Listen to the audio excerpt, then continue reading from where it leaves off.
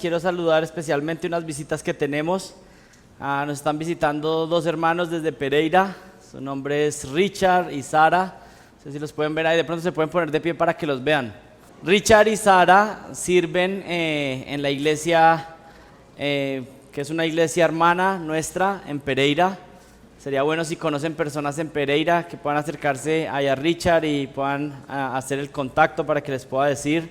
Richard es graduado de la Universidad de Masters, hizo su pregrado en idiomas bíblicos y ahora está haciendo una maestría en divinidad en The Masters Seminary y está casado con Sara hace 1 año y 8 meses más o menos. Así que bueno, es un gozo tenerlos aquí en medio nuestro y saber también recibir el reporte de lo que está pasando ahí en Pereira, que es una bendición. Esta ciudad está bien linda y ahora está más linda porque tiene una iglesia bíblica. Así que qué bendición. Vamos a estar en Efesios capítulo 4, versículo 12. Y vamos a continuar con los mensajes que comenzamos la semana pasada de las marcas de una iglesia sana. Y cuando hablamos de las marcas de una iglesia sana, estamos hablando de ciertas señales, ciertos distintivos que nos pueden dejar ver que una iglesia no está enferma, sino que está viva, pero además de que está viva, está saludable, está siendo útil para el propósito de Dios, está siendo agradable para lo que el Señor quiere. Y hemos visto la primera marca la semana pasada, que eran miembros que son instruidos en la palabra de Dios. Una iglesia que está sana tiene todo su fundamento en las Escrituras, en la palabra de Dios. Todo lo que se hace, toda la instrucción, todas las decisiones que se toman, todo debe estar enfocado en la palabra de Dios, porque así se muestra que la autoridad realmente es Jesucristo. Y la segunda marca que vamos a estar viendo el día de hoy es miembros capacitados para realizar la obra del ministerio. Miembros que están siendo capacitados para realizar la obra del ministerio. Así que la primera marca, miembros que son instruidos en la palabra, pero la segunda marca es ahora esos miembros que están capacitados para que todos juntos hagamos la obra del ministerio. De manera de introducción, estuve pensando en los puritanos. Y tal vez algunos de ustedes han escuchado esto de los puritanos, pero otros tal vez no conocen mucho de quiénes son. Y si pudiéramos ponerlo de manera fácil y sencilla, los puritanos son como la siguiente generación después de los primeros reformadores. Digamos que en 1500 fue cuando empezó toda la reforma con Lutero y luego con algunos de sus discípulos y otras personas en otros países como Juan Calvino, que fue poniendo, digamos, la doctrina de la reforma en orden. Pero luego en los 1600 vino un grupo que se podría decir como esos descendientes de la doctrina de la reforma y fueron los puritanos, un grupo en Europa que vino después de los reformadores hacia el año 1600 y lo que querían era que la iglesia reformada tuviera ciertas prácticas que se diferenciaran de mucho de lo que practicaban los católicos, y a veces la iglesia en ese punto estaba dejando introducir ciertas cosas y ellos estaban buscando la pureza tanto en la adoración como en la doctrina. Pero no solamente en su doctrina y en su adoración como iglesia, sino que en la vida práctica. Querían vivir vidas realmente piadosas. Y algunas personas de manera despectiva los empezaron a llamar como los puritanos. Estos que se creen tan puros, estos que quieren hacer las cosas como de una manera tan correcta. Y de manera despectiva los llaman los puritanos. Bueno, para sus enemigos era un término despectivo, pero yo creo que para el Señor no era despectivo, sino que era una bendición. Que había personas que querían vivir la vida cristiana de manera genuina. Para algunos desde afuera puede decir como estas personas tan puritanas, como que están exagerando, pero desde adentro del pueblo de Dios, qué bendición que siempre levanta un remanente que quiere mantener la pureza en la iglesia y en su propia vida. Bueno, esos fueron los puritanos. Estaban caracterizados por promover la piedad personal en la vida colectiva de la iglesia, pero también de manera individual. Era algo que enfatizaban los puritanos y era el estudio de las Escrituras, el estudio de la Biblia, pero luego cómo eso que estudiaban, esa sana doctrina que tenían, cómo se aplicaba a la vida. Y ahí hay un elemento que si no se tiene, entonces no se puede vivir la vida cristiana correctamente. Si solo tenemos sana doctrina, pero no tenemos sana práctica, si tenemos buena interpretación de las Escrituras, pero luego no tenemos esa aplicación a la vida, entonces no podemos vivir realmente vidas piadosas.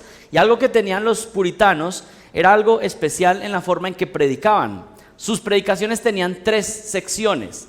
La primera sección era el texto, que era la lectura del texto y una, digamos, explicación, una exposición del texto. La segunda parte era la doctrina, donde desarrollaban, digamos, una doctrina extensa que se extraía del texto. Y finalmente tenían una sección que se llamaba el uso. Y esa parte del uso era como lo que nosotros conocemos hoy en día como la aplicación. Pero algo muy interesante, muchas veces la sección doctrinal era del mismo tiempo o extensión en el sermón que el uso. Es más, ¿saben qué hacían algunos puritanos? El domingo en la mañana exponían el texto, tenían la parte doctrinal y en la tarde predicaban el uso del texto. Algunos están pensando que esta es una introducción para decirles que vuelvan esta tarde para la parte de la aplicación, pero eso era lo que hacían algunos puritanos. Exponían el texto, la doctrina en la mañana y en la tarde exponían el uso. ¿Cómo es que esta doctrina se aplica a nuestra vida? ¿Y por qué les estoy diciendo todo esto? Bueno, porque necesitamos resaltar que la palabra de Dios es para aplicarla a nuestras vidas. Si usted lee por las mañanas la Biblia, debe disponer un tiempo para pensar cómo va a aplicar lo que está leyendo. Si usted está escuchando sermones el domingo, debe pensar, bueno, ¿esto cómo lo voy a aplicar a mi vida? ¿Esto cómo se va a ver? No podemos ser simplemente oidores de la palabra, sino que tenemos que ser también, ¿qué? Hacedores de la palabra. Es lo que enseña la Biblia, es lo que demanda Dios de nosotros. Escuchar su palabra, recibirla con atención, pero luego ponerla en práctica. Y eso era lo que los puritanos hacían y es lo que queremos hacer nosotros también como iglesia. Estudiar la palabra con fidelidad, con detalle, pero aplicarla a nuestras vidas. Y lo que vamos a estar haciendo hoy es estudiar Efesios capítulo 4, el versículo 12, y es mi oración que esto se vuelva vida práctica en nuestra iglesia, como ha sido hasta el momento, pero que siga sucediendo con más personas. Vamos a leer desde el versículo 11, pero esta mañana vamos a estudiar el versículo 12. Ese es el que pueden ahí subrayar. El 12 vamos a estar viendo, pero por un poco de contexto veamos desde el 11. Dice así: y él, hablando de Jesucristo, dio a algunos el ser apóstoles, a otros profetas, a otros evangelistas, a otros pastores y maestros. ¿Para qué? El versículo 12 nos da la respuesta: a fin de capacitar a los santos para la obra del ministerio, para la edificación del cuerpo de Cristo, hasta que todos lleguemos a la unidad de la fe y del conocimiento pleno del Hijo de Dios, a la condición de un hombre maduro, a la medida de la estatura de la plenitud de Cristo. Oremos pidiéndole al Señor que nos bendiga y que podamos ser edificados en esta mañana. Padre, te doy gracias por tu palabra y por la instrucción que nos has dado, Señor. Pero ahora te pedimos que toda esta instrucción que hemos recibido se pueda convertir en vidas transformadas. Gracias porque nos has dado una iglesia donde congregarnos, donde escuchar tu palabra, pero ahora te suplicamos que esa palabra se vuelva vida en nosotros. Te pedimos que podamos ser útiles para tu reino, que los años de vida que tú nos des sobre esta tierra podamos desgastarlos, Señor, por la causa de Cristo, por el avance del Evangelio, para que más almas conozcan a nuestro Señor Jesús y que más personas puedan glorificarte.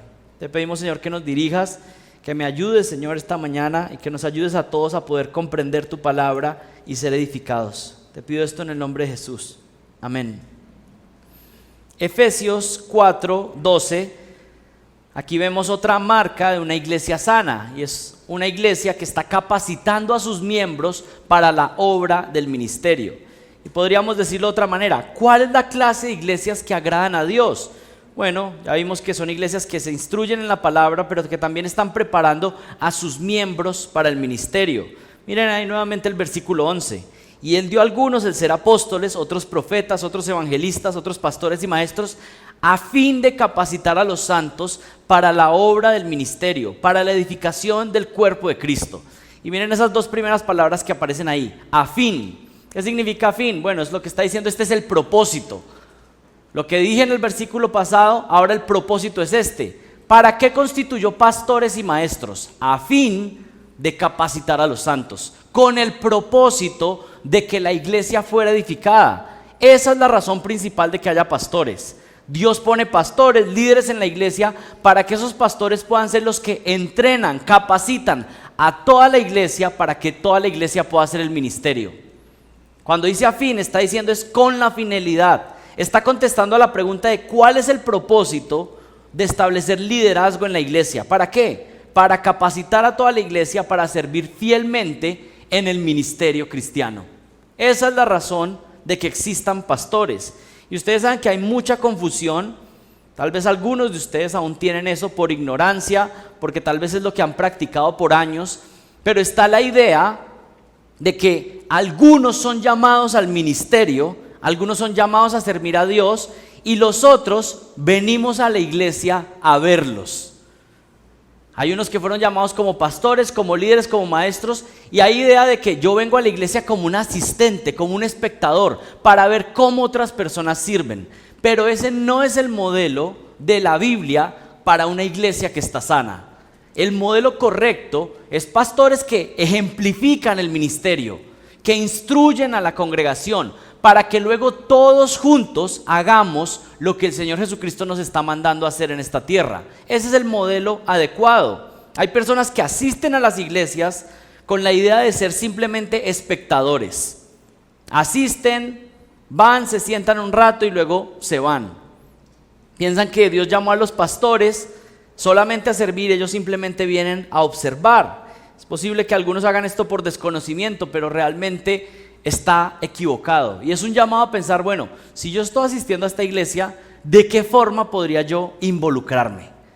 Y yo creo que una de las formas más sencillas e iniciales de involucrarse es, por ejemplo, que cuando se acaba el servicio, usted no salga corriendo. ¿Sí? Yo sé que tiene hambre, a algunos se les ve en la cara desde este momento, pero la forma más básica de involucrarse es usted saludando a otros, conociendo a otros. Hay una historia, yo creo que fue Alexander Strauch en un libro que menciona, puedo estar citando al autor equivocado, pero creo que fue Alexander Strauch, que dice que una persona un día llegó a la iglesia y se quejaba y decía, en esta iglesia nadie me saluda. Yo vengo cada 8 días y nadie me saluda. Y volvía dentro de 8 días y siguen sin saludarme. Hasta que el pastor le dijo, mire, vamos a hacer algo. Es posible que a usted nadie lo salude, pero ahora usted empiece a saludar a cada persona que usted vea. Y entonces él dijo como, ¿cómo así? Y el próximo fin de semana empezó esa tarea. Es más, se puso la tarea de decir, voy a saludar a cada persona que hay en la congregación. ¿Saben qué pasó al final de un año después de que, esto es un caso de la vida real, esta persona se ha puesto la tarea de ir y buscar a cada persona, saludarlo, presentarse, conocerlo? Pues resulta que al final del año, había terminado siendo el amigo de todos en la iglesia. Porque a veces lo que usted está esperando es que otros hagan algo para usted, pero nosotros tenemos que ser los que vamos y buscamos a otros. Nadie lo saluda, pues usted vaya y salude. Esa es la tarea y esa es una primera forma de involucrarnos, dar a conocer, conocer a otros, integrarnos en la vida de la iglesia. Pero miren lo que dice el versículo 12, a fin de capacitar a los santos. El propósito es capacitar a los santos, a los creyentes, para la obra del ministerio, para la edificación del cuerpo de Cristo. ¿Qué es lo que está diciendo el versículo 12? Que los pastores y maestros están en la iglesia para enseñar la palabra, para capacitar a los santos, para que todos juntos, bien coordinados, podamos hacer la obra del ministerio. Hay una doctrina en este versículo 12 que ustedes pueden resaltar. Esto se llama el sacerdocio de todo creyente. Esa es la doctrina que enseña el versículo 12, el sacerdocio de todo creyente. En el antiguo pacto había unos que eran sacerdotes que tenían la tarea de trabajar en medio del pueblo, representar al pueblo delante de Dios, pero luego con el nuevo pacto desaparece esa figura de que dentro del pueblo de Dios hay ciertos que son sacerdotes, sino que ahora en el nuevo pacto todos los que son creyentes verdaderos somos parte de un sacerdocio. Estamos llamados a servir en el pueblo de Dios, servirnos unos a otros en las tareas sagradas y servir a la iglesia, servir a Cristo, pero también servir a este mundo evangelizándolo. Es una tarea de todos los creyentes. Eso es lo que enfatiza 1 de Pedro 2:9. Ustedes y yo hemos recibido un sacerdocio santo. Eso es lo que significa el sacerdocio de todo creyente. Usted no sabía, hoy llegó esta mañana diciendo yo solo voy a la iglesia y resultó que era un sacerdote también. Bueno, no sacerdote católico, pero bíblicamente todos somos servidores en el cuerpo de Cristo. ¿Quiénes? Aquellos que son salvos, que han sido salvados, bautizados en el cuerpo de Cristo. Todos estamos llamados a ejecutar los dones en medio del pueblo de Dios. Miren el versículo 12, a fin de capacitar a los santos para la obra del ministerio, para la edificación del cuerpo de Cristo. Esto quiere decir que cuando voy al servicio en la iglesia, voy para ser instruido. Si lo pudiéramos poner en otras palabras, venir el domingo acá a recibir instrucción es como venir al gimnasio para ser entrenado, para luego el resto de la semana, con ese entrenamiento que he recibido, poder vivir la vida cristiana de manera correcta.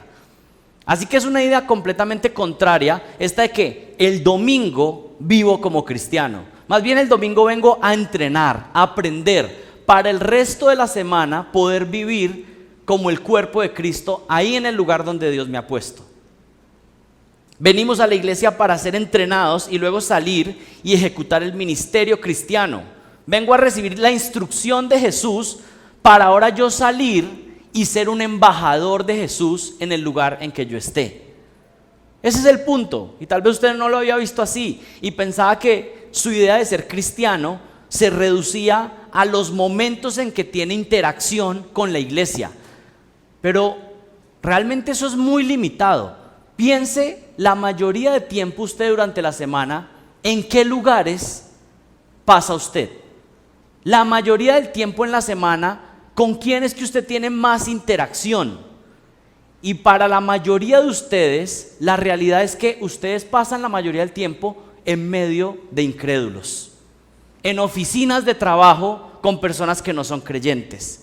La mayoría del tiempo están en otros contextos donde no hay gente que les está compartiendo canciones cristianas, donde les están diciendo mira qué bonito este versículo, sino que están en el mundo. Y ahí, en ese lugar, es que Dios te está llamando para que tú seas un embajador de Jesucristo allí. ¿A qué vienes a la iglesia? A conocer qué dice Jesucristo, cómo es Él, cuál es su carácter, cómo es que Él actúa, cómo es que Él piensa, cómo es que Él reacciona. Y ahora que recibimos ese entrenamiento, salimos al lugar donde Dios nos está poniendo y ahí somos unos embajadores de Jesucristo. Esa es la vida cristiana real. Por eso es que es completamente confuso esa idea. Hay personas que a veces dicen como, cristiano, uy no, yo con ese no hago negocios. ¿Por qué? Porque muchas personas se han presentado como cristianos, pero su vida es completamente incompatible con Cristo. Si una persona se identifica como cristiano, ¿sabe qué es lo que está diciendo? Que tú deberías ver en mi vida que yo soy lo más parecido a Jesucristo de manera visible en este mundo. Eso significa decir que soy cristiano. Decir que soy cristiano no quiere decir que yo voy a una iglesia evangélica. Decir que soy cristiano significa que yo soy un reflejo de Cristo, no perfecto, pero soy lo más similar que muchos incrédulos deberían conocer. ¿Saben qué es lo triste? Que hay personas que ven sus vidas y ni siquiera pueden detectar que ustedes son creyentes. Hay personas que dicen, ¿cómo sé si soy cristiano o no? Esa sería una señal. Si usted está rodeado de un montón de personas y esas personas nunca se dan cuenta que usted es cristiano, bueno, eso es una señal de que algo está mal. Hay algunos de ustedes que le dicen a alguien, yo soy cristiano, y otros le dicen, ¿de en serio? ¿De verdad? Nunca me hubiera imaginado. Bueno, eso no es un halago, para algunos es un halago, ¿sí? Y hoy en día muchas iglesias es un halago. Mire, somos unos cristianos tan diferentes que ni siquiera parecemos cristianos. Bueno, no es un halago. Lo que deben ver en nosotros no es que hablamos con cierta jerga, que decimos gloria a Dios, aleluya, amén, no, sino que la gente puede ver nuestra vida y decir, ¿por qué tú vives tan diferente? ¿Por qué tu matrimonio es tan diferente? ¿Por qué tú trabajas de una manera tan diferente? ¿Por qué tus negocios son tan diferentes? ¿Por qué tú hablas de una manera tan diferente? La respuesta es que no soy yo, sino que es Cristo en mí. Eso significa ser cristiano. Venimos a la iglesia para ser entrenados, para vivir como creyentes, como embajadores de Cristo en el lugar en el que estamos. ¿Qué fue lo que hizo Jesús con una persona llorando? Ahora esa es mi tarea. ¿Qué fue lo que hizo Jesús con alguien que necesitaba un consejo? Ahora yo soy el cuerpo de Cristo y yo tengo que hacerlo. ¿Qué hizo Jesús con alguien que tenía una necesidad financiera? Bueno, ahora yo soy el cuerpo de Cristo y tengo que hacer lo mismo. ¿Qué hizo Jesús con alguien que estaba pecando? Él ya nos dio su modelo, Él nos ha dejado su instrucción. Ahora nosotros somos llamados a ser el cuerpo visible de Cristo en esta tierra. Tú y yo somos el cuerpo de Cristo. Y eso que Jesucristo ya ha hecho y que nos ha instruido en su palabra a través de apóstoles y profetas, ahora estamos llamados a ser embajadores. Sigamos extendiendo esta metáfora.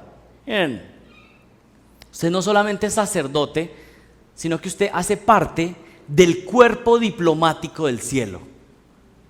Pertenecemos al cuerpo diplomático del cielo. ¿Qué significa eso? Somos embajadores de Cristo. ¿Usted sabe qué hace un embajador? Va a otro país y representa a su país. Representa a su gobernante realmente. Está en otro lugar y allí da una representación de aquel que es su jefe, su gobernante, su país. Nosotros pertenecemos a la embajada del cielo en esta tierra y somos representantes de nuestro Señor celestial, que es el Señor Jesucristo. Vea su interacción con cada uno de los incrédulos como que usted es un embajador de Cristo. Usted ya no viene en sus propios términos, usted ya no viene con su propia agenda, usted ya no viene con sus propios intereses. Usted es un embajador de Cristo y así se tiene que desenvolver en cada una de las relaciones que tiene. Eso significa ser capacitado para la obra del ministerio. Muchas veces reducimos estos pasajes a la obra del ministerio. Ok, lo que hago los domingos de 8 a 2 de la tarde. Pero el resto de la semana, no. Somos cristianos 24 horas al día, 7 días a la semana. No solamente unas horas el domingo. Vienes a la iglesia para ser entrenado en diplomacia celestial. Somos representantes de Cristo. Miren el versículo 12. Los pastores fueron puestos a fin de capacitar a los santos para la obra del ministerio. Miren lo que significa esto de capacitar a los santos. Capacitar a los santos. ¿Qué significa la palabra capacitar? Significa equipar, significa preparar, entrenar, hacer completo a alguien. Y yo creo que eso conectado con la traducción que hay en Reina Valera, que en Reina Valera dice hacer perfectos. ¿Sí? Está hablando de llevar a alguien a un estatus que tiene la capacidad de realizar una tarea, de estar completo para hacer algo. En el griego extrabíblico, cuando se utiliza esta palabra, habla de ajustar las prendas de un vestido para hacer una actividad. ¿Sí? Alguien se alistaba, estaba capacitado para hacer una actividad y se amarraba sus ropajes de una manera para poder hacerlo. Bueno, eso es lo que están haciendo pastores en la iglesia. Proveer los recursos, ayudar para que todos podamos hacer la tarea del ministerio de manera adecuada. Como les dije en Reina Valera dice, a fin de perfeccionar. Eso significa capacitar, llevar a la perfección, llevar a la madurez, darle los recursos necesarios al pueblo de Dios para que todos hagan la tarea del ministerio.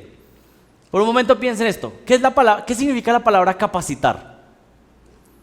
Cuando alguien es capacitado en alguna tarea, ¿qué es lo que se está haciendo? Bueno, se le está ayudando para que sea capaz de ejecutar algo.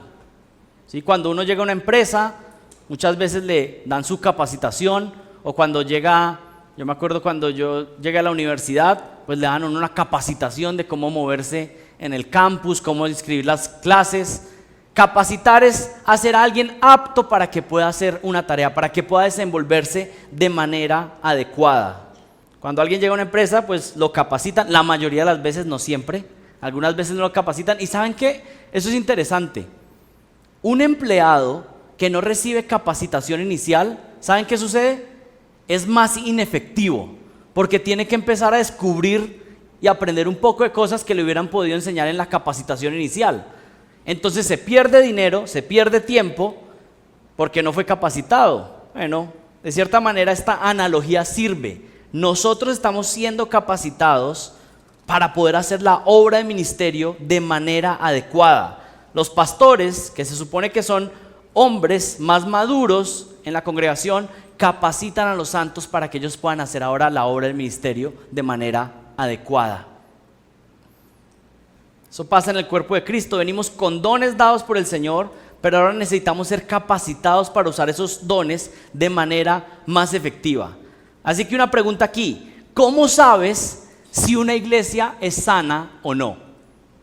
¿Cómo sabes si una iglesia es saludable o no? Bueno, lo primero es si estás viendo que los pastores enseñan la palabra de Dios, como lo vimos la semana pasada.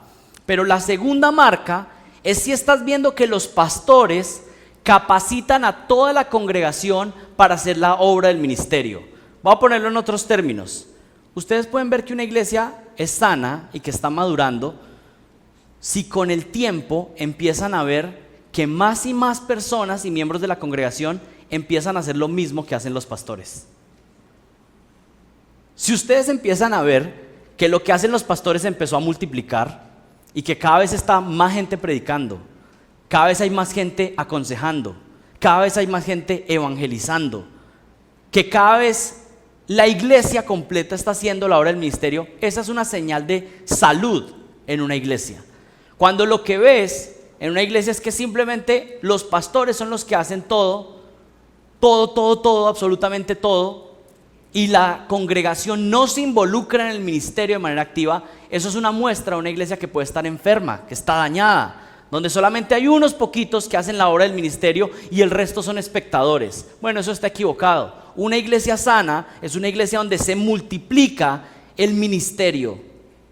Por supuesto, Dios establece esas oportunidades, pero más personas están siendo edificadas y están replicando lo que están aprendiendo de sus pastores. Más personas predicando, más personas evangelizando, orando, aconsejando, sirviéndose unos a otros. La segunda marca de una iglesia sana es una iglesia que tiene miembros capacitados para realizar la obra de ministerio. Miren lo que dice el versículo 12. A fin de capacitar a los santos para la obra del ministerio, para la edificación del cuerpo de Cristo. Si lo viéramos desde otro ángulo, este versículo 12, ¿sabe qué está retratando? Está hablando de cumplir la gran comisión. El versículo 12 es, en los términos de Pablo, la gran comisión. Porque ¿cuál es lo que dijo el Señor en la gran comisión? En Mateo 28, 19. Por tanto, id y haced discípulos a todas las naciones, bautizándolos en el nombre del Padre y del Hijo y del Espíritu Santo, enseñándoles que guarden todas las cosas que os he mandado. He aquí que yo estoy con vosotros todos los días hasta el fin del mundo. Amén. ¿Qué fue lo que hizo el Señor Jesucristo? Esto mismo que Pablo está enseñando, esto mismo que queremos hacer como iglesia. El Señor Jesús tomó unos discípulos, 12, luego unos grupos más amplios, y los estuvo capacitando. ¿Para qué? Para que hicieran lo mismo que él hacía. Y ellos luego replicaron la tarea. Y luego los apóstoles, ¿qué hicieron? Fueron y establecieron también iglesias para que otras personas pudieran replicar de ahí en adelante la tarea del ministerio. Capacitar a los santos para la obra del ministerio es, en otras palabras, cumplir la gran comisión. Capacitar a otros para que también puedan hacer el ministerio. Miren el versículo 12 en Efesios 4. Capacitar a los santos. Capacitar a los santos. ¿A quién se refiere cuando está diciendo los santos? Bueno, está hablando a los creyentes verdaderos. ¿Saben qué es muy peligroso? Hay muchas iglesias, o que se llaman iglesias, donde la mayoría de personas son incrédulos y la mayoría de servidores son incrédulos. Es más, comenzando desde la cabeza, pastores que no son creyentes, con servidores que no son creyentes, y eso parece extraño, pero eso pasa en muchos lugares. Personas haciendo el ministerio sin tener el Espíritu Santo, pero haciéndolo a su forma, a sus maneras, con sus ideas. La capacitación y el servicio está llamado ¿para quién? Para los santos. ¿Y quiénes son los santos? Personas que han sido apartadas del mundo, que han sido salvas, que se han arrepentido de sus pecados y que ahora pueden servir en las cosas sagradas de Dios. ¿Cuál es la idea? Capacitar a los santos. Miren Efesios capítulo 1, versículo 1. Esto es lo que pasa cuando uno está estudiando un libro por varios meses en la Biblia. Las dos hojas empiezan a salir esa hoja, ¿sí? Efesios capítulo 1, versículo 1. Pablo, apóstol de Cristo Jesús por la voluntad de Dios, a los santos que están en Éfeso. ¿Qué significa esto a los santos que están en Éfeso? Un grupo particular, súper especial, diferente a todos los demás que están en la iglesia. Bueno, está hablando de los que han sido salvos, que ahora son santos en Cristo Jesús. Si usted se ha arrepentido de sus pecados y ha puesto su fe en Jesucristo, entonces desde la perspectiva de Dios, usted es un santo. Algunos todavía tienen la idea católica de que los santos pues son esas personas que las ponen en una estampita o que les prenden una vela. Usted es un santo, no le pida a nadie que le prenda una vela. Pero un santo significa que usted ha sido apartado para la obra de Dios, para el ministerio. Y aquí dice Pablo que los pastores están llamados a capacitar a los santos para la obra del ministerio. Personas que han sido apartadas del mundo para servir a Dios. Personas que sus vidas ahora no se dedican principalmente a los objetivos de este mundo, sino que están apartados para el servicio de Dios. Son santos que están siendo santificados también progresivamente. Son apartados, pero cada vez somos siendo más apartados y más limpios progresivamente hasta la imagen de Cristo. Ese es usted y yo si estamos en Cristo Jesús. Somos santos. Y aquí quiero hacer una advertencia fuerte. Proverbios 15:8 dice lo siguiente: el sacrificio de los impíos es abominación a Jehová. El sacrificio de los impíos es abominación a Jehová, mas la oración de los rectos es su gozo. ¿Sí escucha lo que está diciendo? Está diciendo que hay impíos, personas que no son creyentes, que presentaban sacrificios a Jehová. ¿Y sabe qué dice? Que para el Señor son una abominación. Piensa en esto: una persona que está trayendo un sacrificio al Dios verdadero, no a un ídolo, pero Dios dice, esto que estás trayendo es una abominación. Bueno, ¿saben qué pasa? Eso es lo que sucede cuando personas que no están en Cristo pretenden hacer ciertas cosas para el Señor. El Señor dice, ¿sabes qué? Son una abominación. Y esto es fuerte, esto es duro. Pero ¿saben por qué sucede eso? Porque es que nosotros estamos contaminados completamente. ¿Cómo es que vamos a poder hacer algo sagrado y santo? ¿Saben cuál es la única forma que usted y yo podamos hacer algo sagrado y santo? Si estamos cubiertos de Cristo y lo que hacemos lo hacemos en Él. Ni siquiera cantarle a Él podemos cantarle de una manera agradable si no lo hacemos cubiertos de Cristo, porque nuestras bocas constantemente blasfeman, dicen tonterías, necedades, están manchadas de pecado. Necesito aún cantar a través del filtro de Cristo. Si yo no estoy en Cristo, nada de lo que haga va a poder ser agradable a Dios. Y eso es fundamental. No es que usted simplemente dice, a veces hago ciertas cosas para Dios. Si no las haces a través de Cristo, entonces ni siquiera son agradables al Señor. Eso es fuerte. Y realmente es un llamado a cada uno revisarse y decir, ¿estoy realmente en Cristo?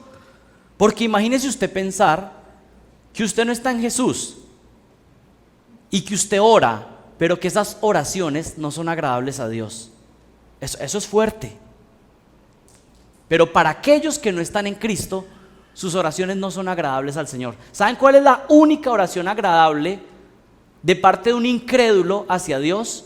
La única oración agradable es decir, me arrepiento de mis pecados, sálvame, creo en Jesucristo. De ahí en adelante, tus oraciones son agradables a Dios. Pero antes, realmente lo único que estás haciendo es desagradar a Dios.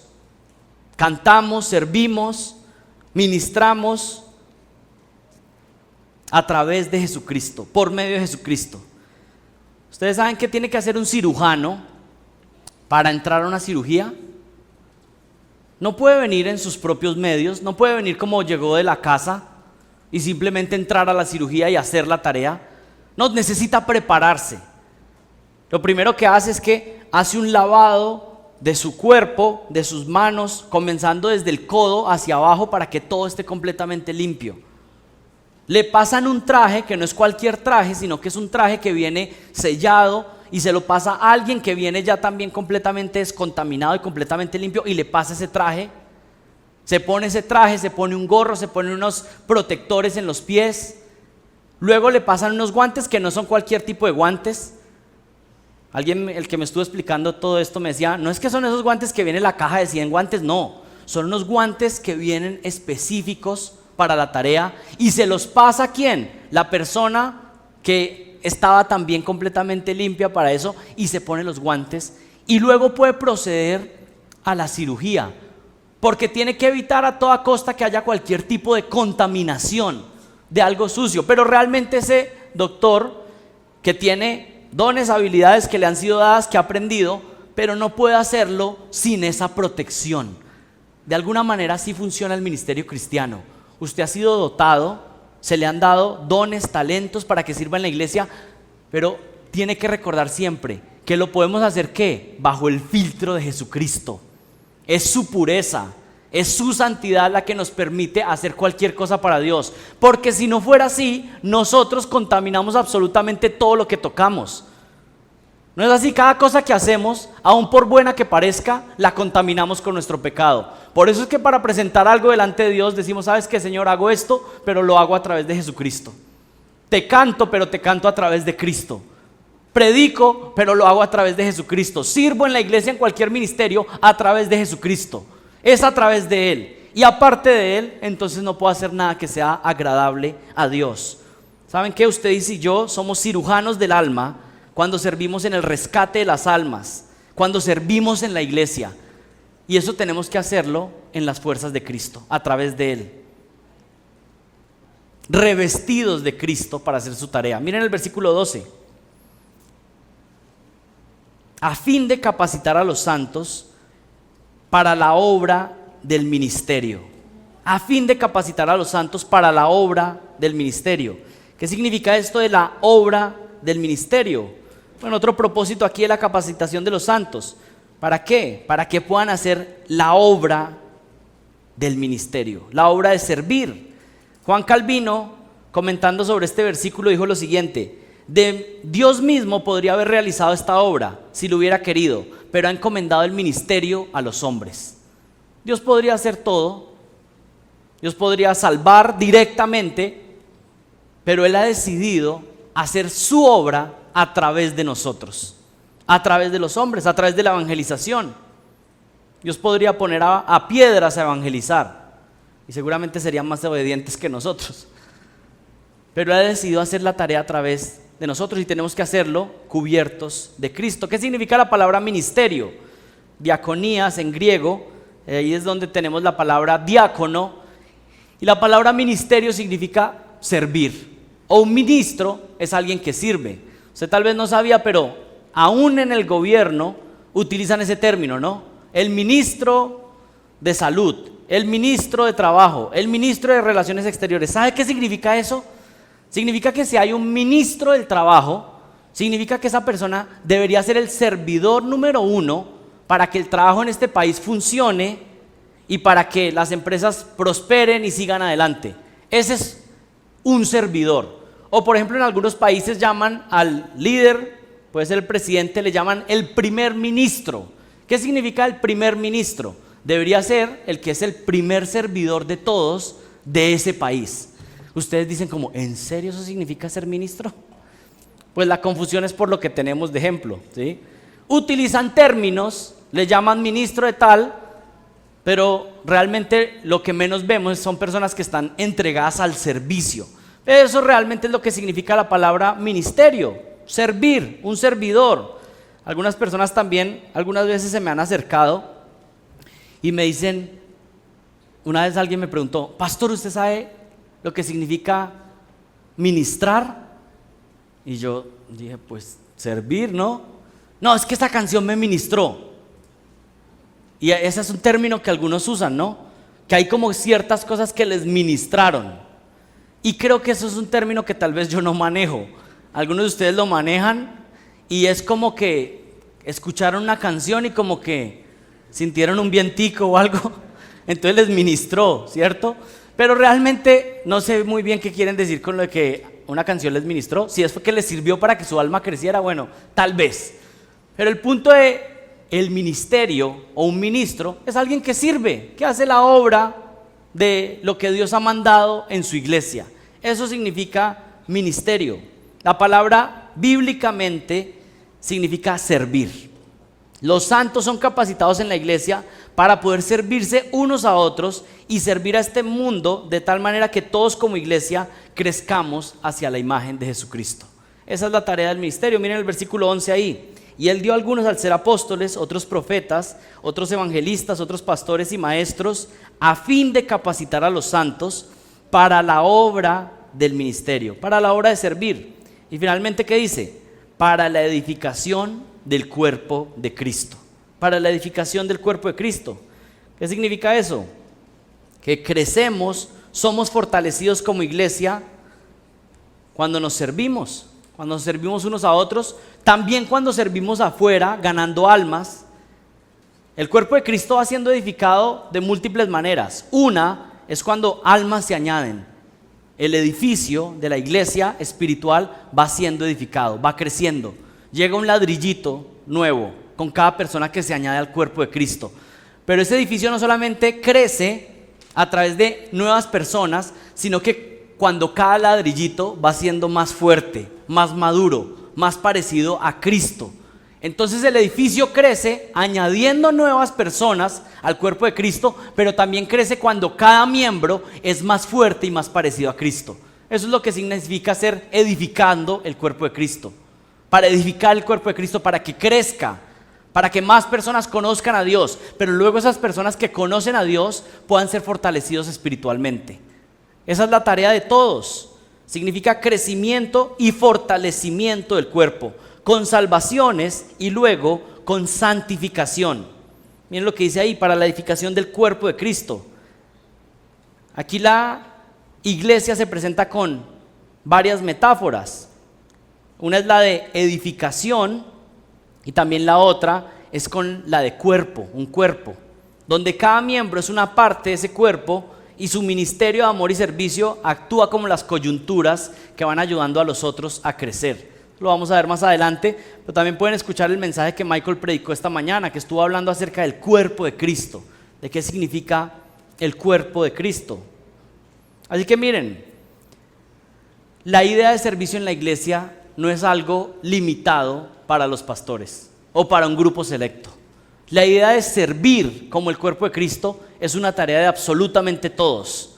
Otra conclusión también, no solamente es un llamado a servir algunas horas el domingo, sino que cuando servimos como el cuerpo de Cristo, servimos en cualquier lugar, en cualquier momento, en cualquier oportunidad donde Dios me ponga a servir. Edificar el cuerpo de Cristo habla de construir ese edificio poco a poco, de que activamente tenemos un compromiso a hacer todo lo que esté a nuestro alcance para el desarrollo espiritual de nosotros mismos y de otras personas. Y luego cuando habla del cuerpo de Cristo, hace una referencia a una unidad viva que se sostiene unos a otros. Como ya lo he mencionado, esto podríamos decirlo de alguna manera, un ministerio de sentido interno y un ministerio de sentido externo. Y yo les animo a que se puedan evaluar por un momento. ¿Cómo está tu ministerio de sentido interno? Es decir, hacia la iglesia. ¿Cómo estás sirviendo en la iglesia local donde te congregas? Y luego la otra pregunta, ¿cómo está tu servicio de modo externo? ¿Cómo estás siendo como embajador en los lugares donde estás fuera del contexto de la iglesia? ¿Saben? Muchas veces cuando hacemos esta evaluación nos damos cuenta de que tal vez el ministerio, el servicio interno está siendo activo, pero nuestro ministerio externo como embajadores de Cristo está siendo pequeño, limitado o a veces inexistente. Algunos como que el domingo en la mañana se acuerdan, soy cristiano. No, todos los días, en cualquier lugar, ser el cuerpo de Cristo visible. Así que tenemos la primera marca, miembros instruidos en la palabra de Dios. La segunda marca, miembros capacitados para realizar la obra del ministerio. Y ahora, ¿cuál es el uso de esta doctrina?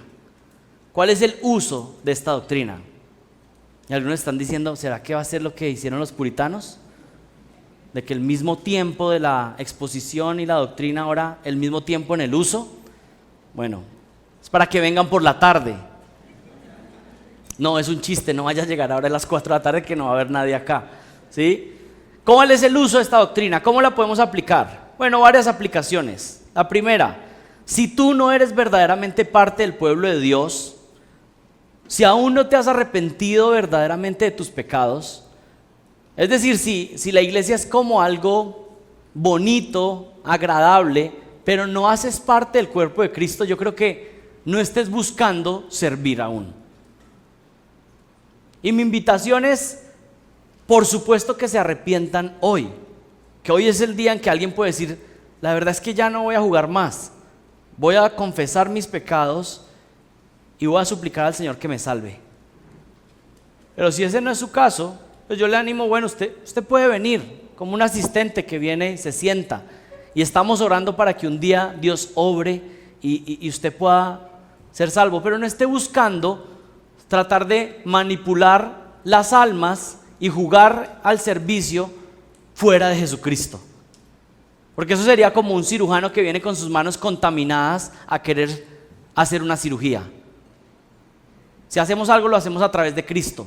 Así que es mejor, pausa, el sacrificio de los impíos es abominación a Jehová, mas la oración de los rectos es su gozo. Por supuesto, mi invitación no es que alguien diga, pues me arrepiento después. No, mi invitación sería que hoy usted pueda entregar su vida a Cristo, arrepentirse y venir a Él y poderse unir a este ejército y servir al Señor. La mies es mucha, pero los obreros son pocos. Una segunda aplicación, si usted ya es parte del pueblo de Dios, pero es un bebé espiritual. Si usted es parte del pueblo de Dios, pero es un bebé espiritual. ¿Qué quiere decir que usted es un bebé espiritual? Que usted ya nació de nuevo, usted ya se arrepintió de sus pecados, ha puesto su fe en Jesucristo, pero es un bebé espiritual. Bueno, en el caso de esta iglesia, yo creo que muchos están en esa situación. Personas que fueron convertidos hace un par de años, ¿sí? 3 años, 2 años, algunos unos meses, y son bebés espirituales. Esta es una iglesia joven y hay muchos bebés espirituales. Y lo primero que quiero decirles es, ¿saben qué? No se sientan mal por ser bebés espirituales, porque eso es parte de la vida espiritual, así como en la vida física. Un bebé nace y es un bebito que está aprendiendo cosas y depende en mucho sentido de otros y no se puede sentir mal. El problema es que pasen las décadas y usted siga siendo un bebé espiritual, pero al inicio, esos primeros años, es normal. Usted va a tener que recibir corrección, va a necesitar recibir instrucción, va a ir creciendo poco a poco. No se sienta mal por ser bebé espiritual, pero vaya creciendo. El que es infante, principalmente en la vida espiritual, saben que necesita tener una actitud enseñable.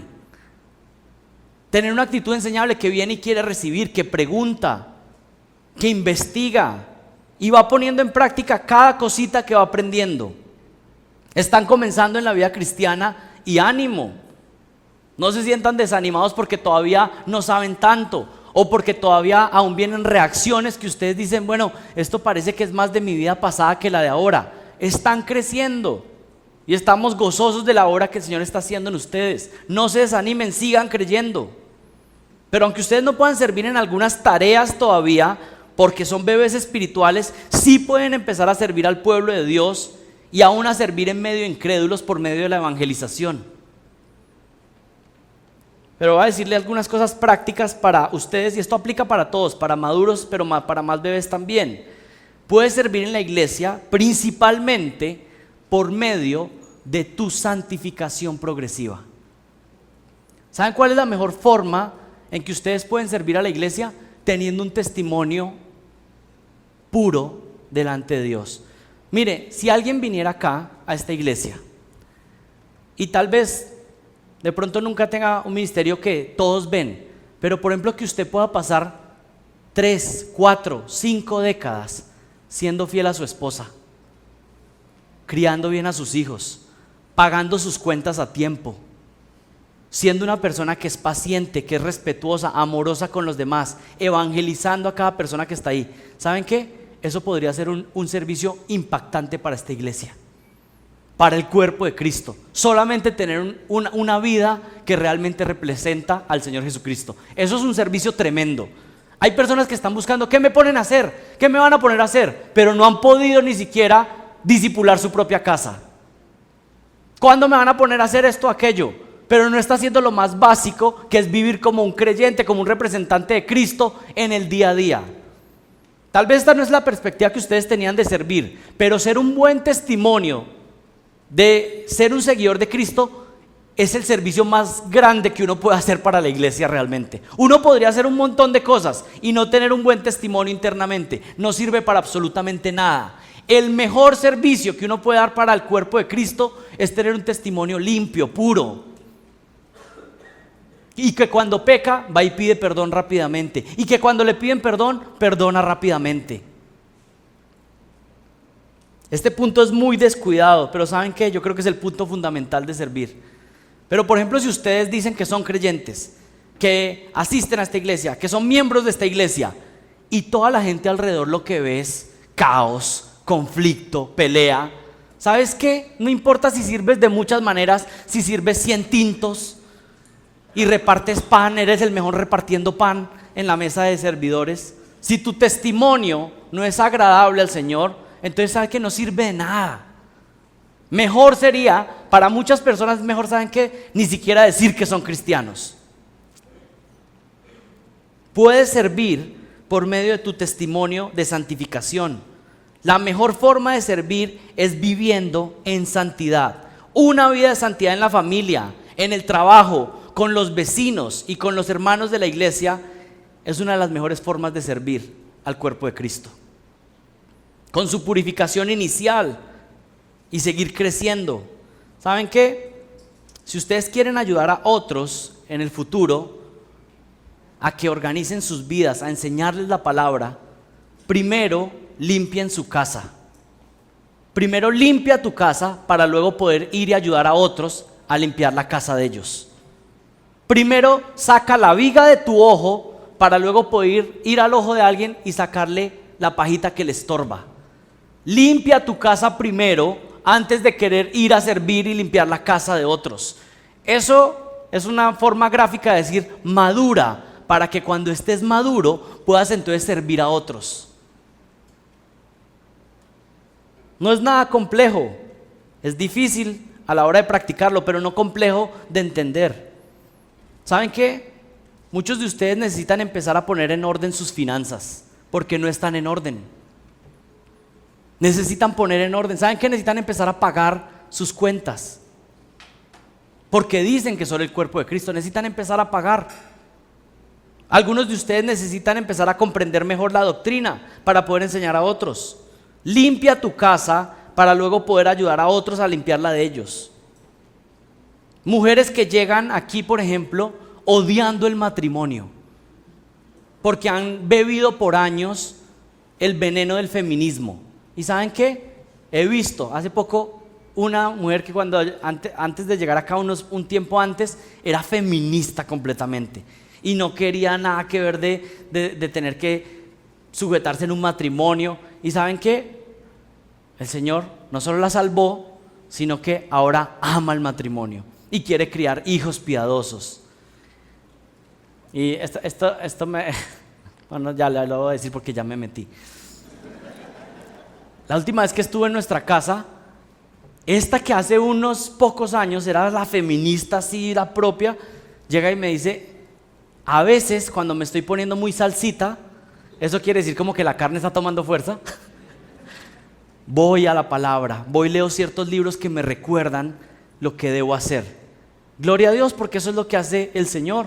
Matrimonios que llegan aquí, por ejemplo, sin querer tener hijos y llegan con ideas extrañas acerca de la vida y de la familia. Y ¿saben qué? Poder ver yo con los años que empiezan a ser santificados. Hace un par de semanas, un hermano desde por la mañana, y antes estuvimos hablando, pero desde la mañana contándome, voy hoy a reversarme la cirugía para poder tener hijos. ¿Y saben qué? Ese es el impacto poderoso de la palabra, limpiando las mentes, limpiando los corazones, cambiando completamente las perspectivas. Porque hay personas que están intoxicadas de este mundo, pero necesitan la palabra para ser desintoxicados completamente. Parejas que viven en fornicación, en unión libre, necesitas limpiar tu casa primero. Familias que llegan angustiadas por las deudas, necesitan poner en orden para poder ser útiles. ¿Saben cuál es el mejor servicio que pueden prestar a la iglesia? Empezar a suplicar a Dios que les ayude a purificar sus propias vidas. Ese sería el impacto más grande, inicial. Y luego, si Dios en su gracia concede ese crecimiento, luego puede ser útil para ayudar a otros. Pero necesitas empezar por casa. Y para todos, creyentes maduros e inmaduros, vivan todo en sus vidas para la gloria de Dios. Soli Deo Gloria. ¿Saben qué? Las tareas que ustedes reciban aquí en la iglesia van a ser ¿qué? Menos del 10% de sus vidas, del tiempo que utilizan. Ser creyentes va a ser en todas las áreas, en sus casas, en sus trabajos, con los vecinos. No es más santo el pastor que predica un sermón que la mujer que está criando a sus hijos en casa. No es más santo el pastor o el que canta que el que tiene una empresa y la está manejando de una manera que glorifica a Dios. Cada persona tiene un llamado, una vocación santa para servir a Dios. Hagámoslo todo para su gloria. Venimos a la iglesia para ser capacitados para hacer la obra del ministerio. ¿Cómo es que pueden servir? Bueno, de múltiples maneras, en todo momento, llamando a otra persona, aconsejando a otro, orando los unos por los otros. ¿Saben cómo? Sirviendo como embajadores de Cristo en la vida de alguien más. Yo les animaría a eso. Yo creo que como iglesia deberíamos empezar a pensar cómo es que podemos ser embajadores de otras personas, en la vida de otras personas.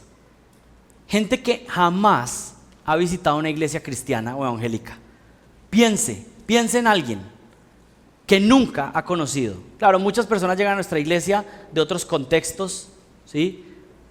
Pero pensemos como iglesia, este ejército que el Señor está levantando acá, piensen en alguna persona que jamás ha venido a una iglesia evangélica de ningún tipo y empecemos a orar por esa persona. Empecemos a orar. Y cuando el Señor dé oportunidad, entonces vamos a predicar el evangelio. Y qué hermoso que en unos años podamos ver el fruto de más ladrillitos que están edificando el cuerpo de Cristo.